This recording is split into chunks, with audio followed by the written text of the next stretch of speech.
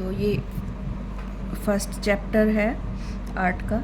यहाँ से हम जो आर्ट स्टार्ट कर रहे हैं उसको ध्यान से करना है और अच्छे से मन लगा के, ठीक है, प्रॉपर तरीके से करना है। तो सबसे पहले हम समझेंगे कि आर्ट क्या होती है, हम लोग क्यों आर्ट करना चाहते हैं और आर्ट कैसे हम कर सकते हैं, ठीक है। तो व्हाट इज़ आर्ट, क्या है आर्ट, बताओ। आपको अगर कुछ पता है थोड़ा बहुत आर्ट के बारे में तो आप बता सकते हो मेरे को।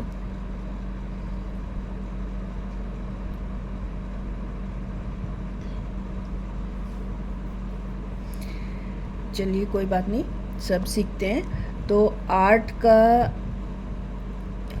मतलब होता है कि जब हम अपने क्रिएटिविटी को, कोई भी क्रिएटिविटी हो, वो ड्राइंग ही नहीं कि कुछ भी हो सकता है उसमें, डांसिंग, सिंगिंग, कुछ भी हो सकता है, पेंटिंग। जब हम अपनी किसी भी क्रिएटिविटी को एक पेपर पे उतारते हैं, मतलब कि अपने मन की बात, हम कोई अपने मन की बात किसी क्रिएटिविटी के ज़रिए शो करते हैं, दिखाते हैं, तो उसको ही हम आर्ट कहते हैं, ठीक है। अपने मन की बात को क्रिएटिविटी में करना, ओके। आप इसको लिख भी सकते हो, नोट कर सकते हो, ताकि आपसे कोई पूछे तो आप उसको बता सकते हो। लिखते जाओ, साथ साथ में नोट्स भी बनाते जाओ अपने पेंसिल से। तो व्हाट इज़ आर्ट, आर्ट क्या होती है, अपनी फीलिंग को क्रिएटिविटी वे में करना।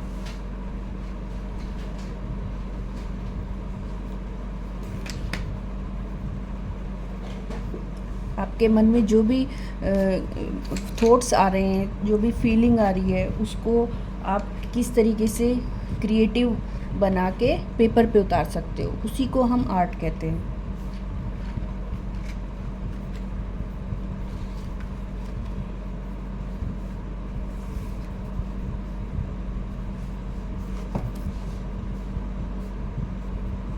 उसको शो करना,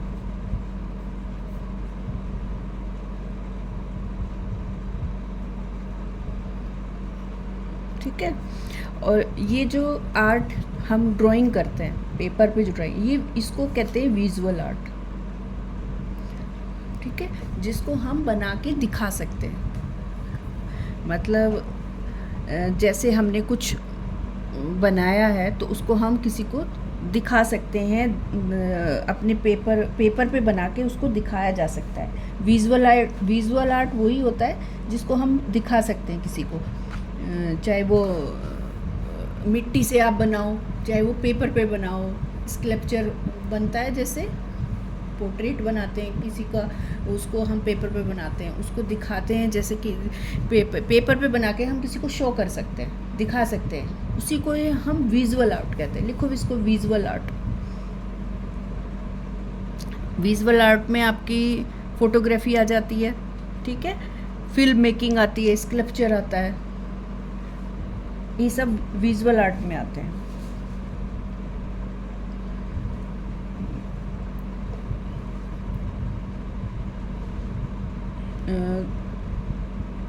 सेकंड ये होता है कि जैसे कि आर्ट ये भी होता है बेटा कि एक तो चीज़ होती है कि हमने कोई फ़ोटो लिया, उसको प्रिंट आउट करवा लिया, ठीक है, प्रिंट आउट करवा लिया, और एक होता है उस फ़ोटो को या उस प्रिंट आउट को हमने अपने हाथ से बनाया, तो उस जो प्रिंट आउट होता है उसमें इतनी अच्छी फील नहीं होती, उसमें इतने इमोशंस नहीं दिखा सकते आप जितने आप अपने हाथ से बना के, और उसमें अपने पेपर पे अपने हाथ से अपने थॉट्स को उतार के बना के दिखा सकते हो।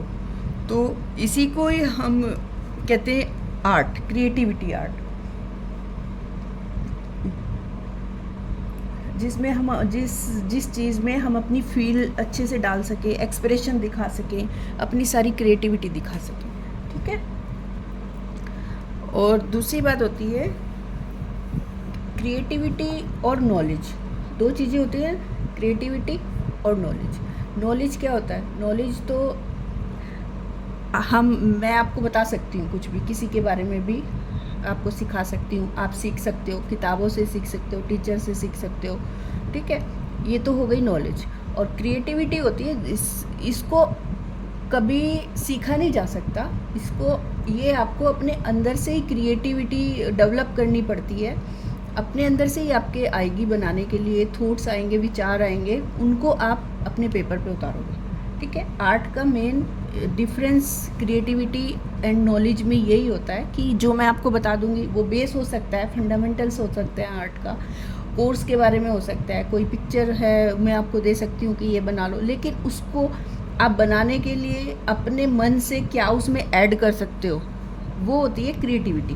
वो आपको मैं नहीं सिखा सकती या कोई भी नहीं सिखा सकता किसी को, वो आपके अंदर अपने अपने मन से आएगी, ठीक है। आप बहुत अच्छी पिक्चर को देख के उससे बहुत अच्छा फील ला सकते हो, उसमें फॉर्म ला सकते हो, उसमें अच्छे कलर डेवलप कर सकते हो, तो ये आपकी अंदर की क्रिएटिविटी है, इसको आप खुद ही डेवलप कर सकते हो। तो क्रिएटिविटी को कोई नहीं सिखा सकता, वो आपके खुद से आएगी, ठीक है। और बस आपको जो नॉलेज है वो टेक्निकल पार्ट है, वो मैं बता सकती हूँ या कोई भी और बता सकता है, उसको नॉलेज कहते हैं। अब आर्ट में ये सारी चीज़ें लिख लो आप, क्रिएटिविटी, नॉलेज, वर्ड लिख लो उनके बारे में, बाद में इनके आगे थोड़ा बहुत लिख देना, ठीक है। अब आर्ट में फंडामेंटल्स होते हैं। आर्ट के फंडामेंटल क्या होते हैं? जैसे व्हाट इज़ फंडामेंटल?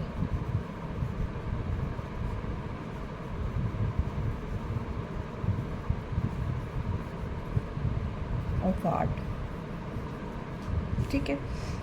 क्या होते हैं फंडामेंटल? जैसे कि आपकी कोई लैंग्वेज है, या इंग्लिश है, हिंदी है, कोई भी लैंग्वेज है, इसको सीखने के लिए सबसे पहले हमारे पास एक ग्रामर होती है ना, उससे हमें उसका बेस पता चल जाता है कि किस तरीके से हम इसको पढ़ सकते हैं, किस तरीके से हम इसको बोल सकते हैं, ठीक।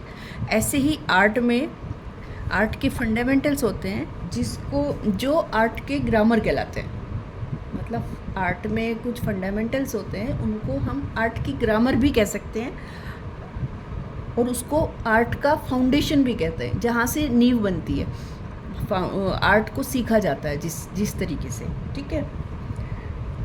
तो इसमें हम क्या करते हैं, बेसिक नॉलेज होती है इसको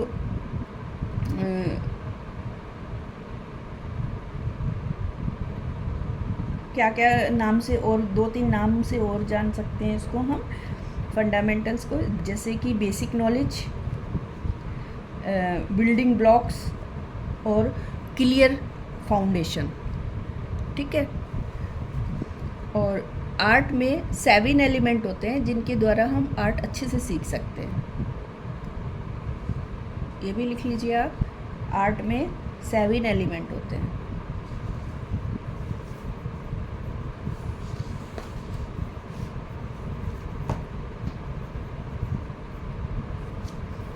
जिसके बिना हम आर्ट बना नहीं सकते हैं, ये ज़रूरी चाहिए होते हैं हम आर्ट में, हमें आर्ट को बनाने के लिए, ठीक है। क्या क्या होते हैं नोट करिए। सबसे number 1 line, number 2 shape, number 3 form, 4 space, 5 colour, 6 value, 7 texture,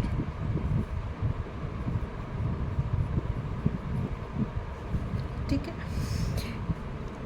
इन 7 एलिमेंट के द्वारा हम कोई भी आर्ट अच्छे से अपनी बना सकते हैं, ठीक है। कैसे बनाते हैं? इसमें क्या आता है, लाइन में आता है, लाइन की वेरिएशन आते हैं, लाइन के शेप्स आती हैं। शेप्स में ट्रायंगल्स, रेक्टेंगल, इस टाइप की शेप्स आएंगी। फॉर्म होती है किसी भी ऑब्जेक्ट की या सब्जेक्ट की जिसको आप ड्रॉ कर रहे हो, उसमें 3D 2D 1D इस तरीके से मैंने आपको पहले भी बताया था ये सारी चीज़ें। स्फीयर होता है, सर्किल होता है, सिलेंडर होता है, ये सब शेप में आते हैं। फॉर्म 3D 2D ये फॉर्म होती है। स्पेस होता है, स्पेस में होता है नेगेटिव स्पेस और पॉजिटिव स्पेस। मतलब जो पार्ट में हम ड्राइंग बनाते हैं वो पॉजिटिव, और जिस पार्ट जो पार्ट उसके पास आसपास का स्पेस खाली होता है उसको नेगेटिव स्पेस। इसके बारे में बाद में बताऊंगी जब इसका नंबर आएगा, ठीक है। कलर होते हैं, कलर के बारे में भी कलर को पढ़ेंगे कि किस तरीके से कलर मिक्स करके हम क्या क्या बना सकते हैं, ठीक। और वैल्यू होती है डार्क एंड लाइट।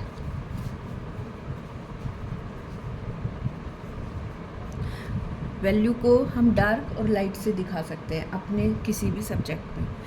जैसे कि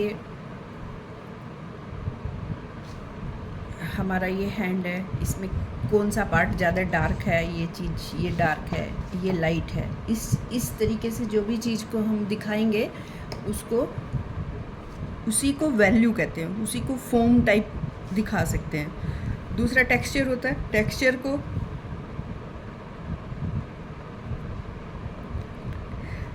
टेक्सचर भी दो तरीके का होता है, जिसको हम देख के फील कर सकते हैं, एक होता है जिसको हम टच करके फील कर सकते हैं, ठीक है।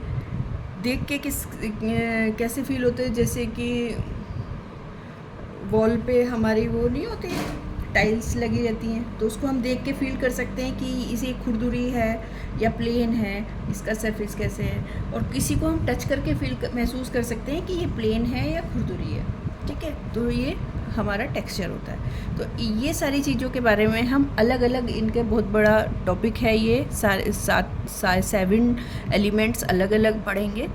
तो सबसे पहले हम लाइन के बारे में जानेंगे, ठीक है। लाइन एक बहुत लेंदी टॉपिक है, ये नहीं है कि बस इसमें एक लाइन हो गई और ये ख़त्म हो गया। लाइन में सिर्फ लाइन ही नहीं, लाइन के बारे में और बहुत सारी चीज़ें ऐसी होती हैं जिसके बारे में हम पढ़ सकते हैं, या जो हमें जानना आर्ट के लिए बहुत ज़रूरी होता है कि लाइन किस तरीके की होती है, कितनी होती हैं, किस तरीके से हम लाइन में फील महसूस करा सकते हैं। कर्व होता है, 2 तरीके की लाइन होती है, एक कर्व लाइन होती है और एक straight line.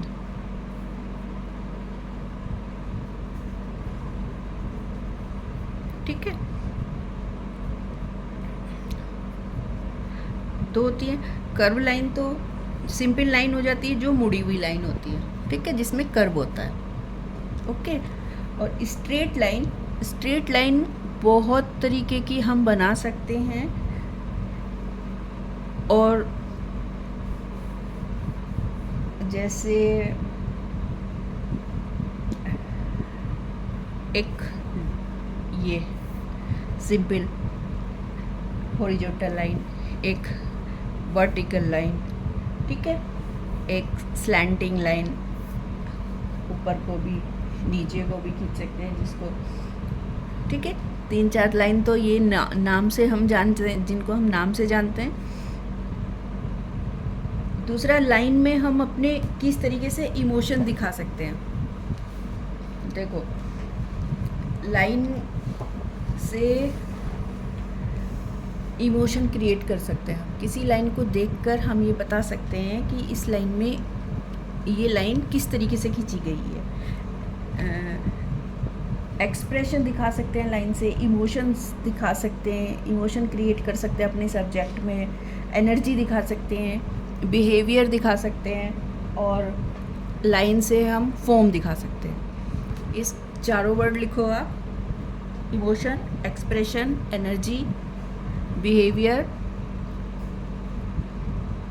Emotion, expression, energy, behaviour और फॉर्म।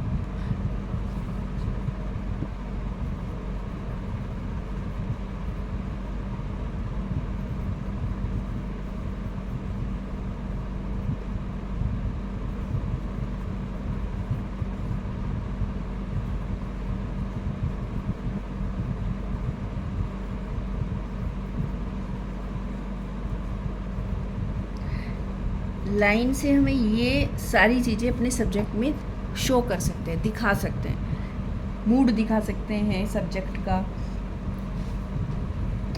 ठीक है। और लाइन से हम और क्या शो कर सकते हैं, एंगल शो कर सकते हैं, एंगल, डायरेक्शन शो कर सकते हैं,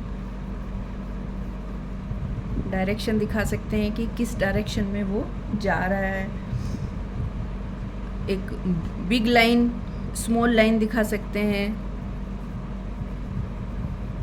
बड़ी लाइन है या छोटी लाइन है ये बता सकते हैं, पतली लाइन है या मोटी लाइन है, थिक लाइन दिखा सकते हैं, थिन लाइन दिखा सकते हैं। लाइन में हम प्रेशर दिखा सकते हैं, ठीक है, फ्लो दिखा सकते हैं, रिदम, फ्लो को रिदम भी कहते हैं, ठीक है। और लाइन से हम कॉन्फिडेंस दिखा सकते हैं,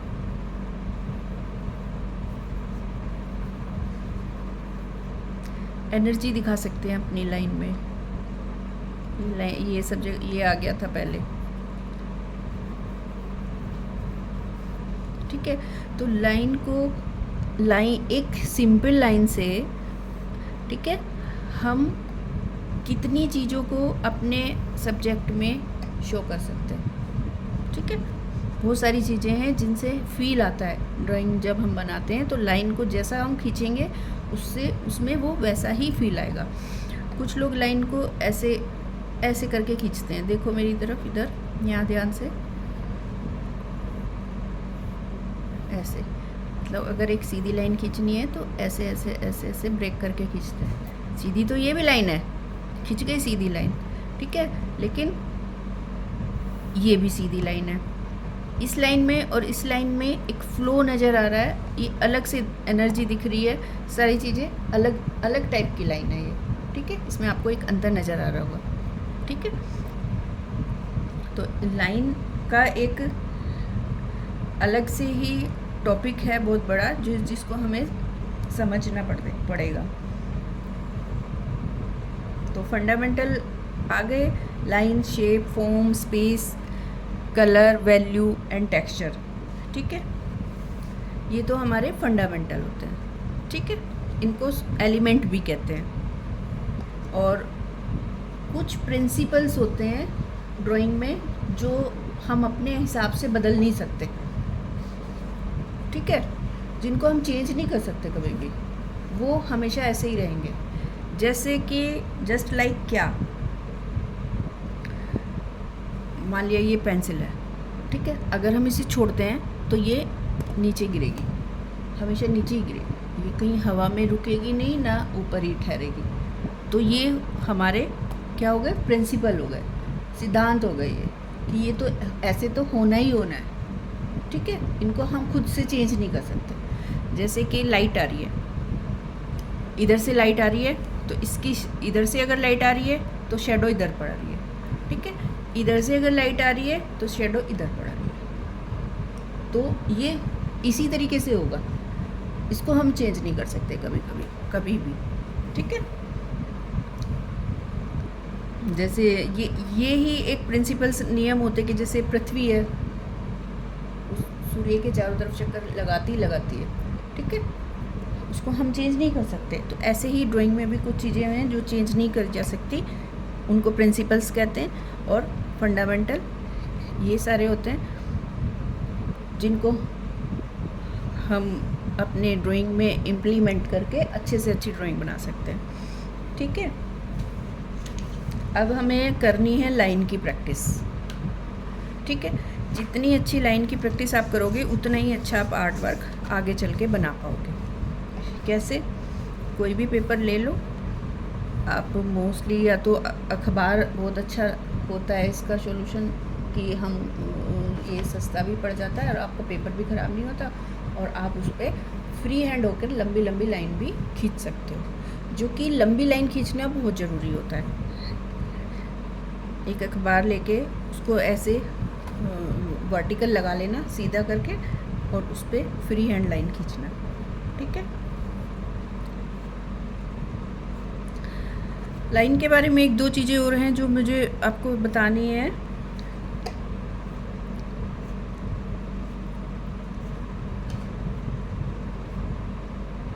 लाइन बनती कैसे है, कैसे फॉर्म होती है लाइन? मैंने पहले भी बताया था, तुम्हें बताओ जरा, याद हो तो तुम्हें। कैसे बनती है लाइन? लाइन को हम कैसे बनाते हैं?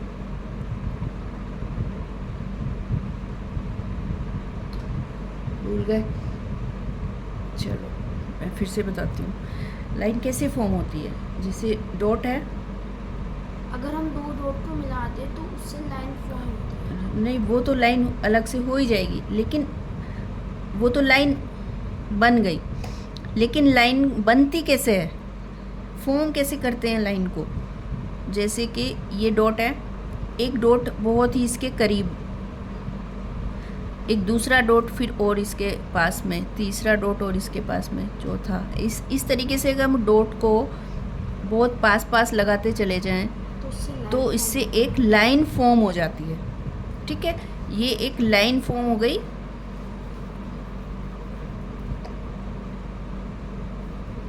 लाइन फॉर्म हो गई डॉट के लगाने से। ठीक है, पास पास में डॉट के लगाने से।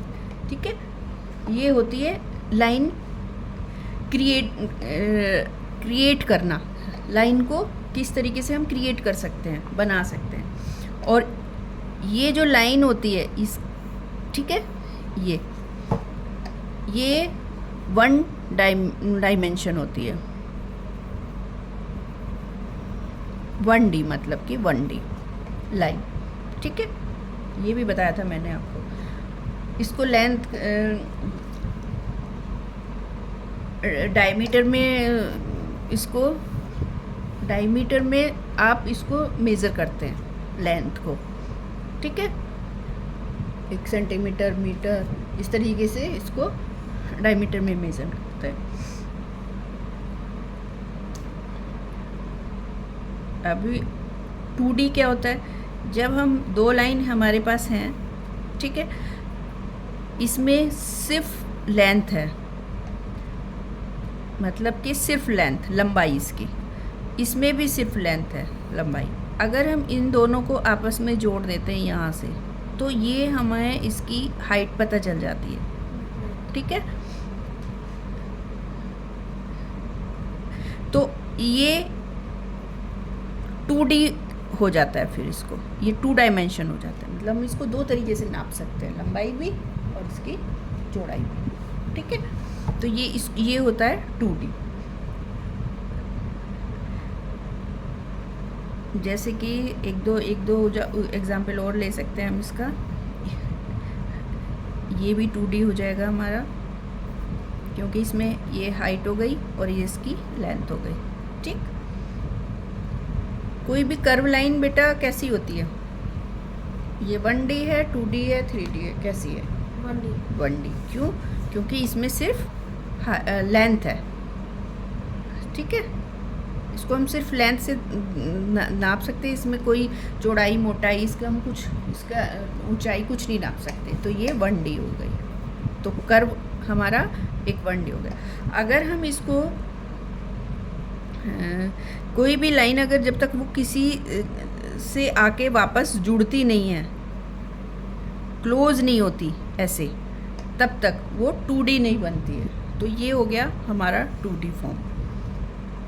लाइन को आपस में क्लोज करना, वो हो जाएगा 2D फॉर्म। जब तक ये क्लोज नहीं होगी तो वो 1D रहेगी। ठीक है, ये कर्व भी 1D है, ये एस कर्व भी 1D है। ठीक है, और जैसे ही हम इस एस को ऐसे 8 बनाएंगे तो ये 2D बन जाएगा। ठीक,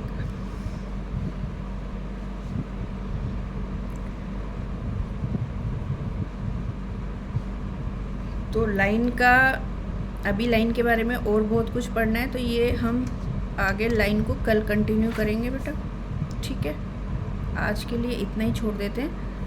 तो ये सारे पॉइंट आपको ध्यान में रखने जब आप अपनी ड्राइंग बना रहे होते हो। ठीक है, कि किस तरीके से हम अपनी ड्राइंग में लाइन से ये सारी चीज़ें दिखा सकते हैं, इमोशन, एक्सप्रेशन, एनर्जी, बिहेवियर, उसका जो भी हम कुछ बना रहे हैं, चाहे वो छोटा सा टेडी बियर ही बना रहे हैं, तो उसको हम किस तरीके से लाइन किस तरीके से हमें खींचनी है कि हम उसको आगे धीरे धीरे खींचेंगे हम लाइन, ये सारी लाइनें आएंगी, चैप्टर वाइज पढ़ेंगे उसको, ठीक है। लेकिन ये सारी चीज़ें आप इसको नोट कर लेना अपनी कॉपी में और एक नोट बनाते चलना, ताकि जब आप उसको इम्प्लीमेंट करो तो आपको ये याद रहे, भूले ना आप उसको, ठीक है।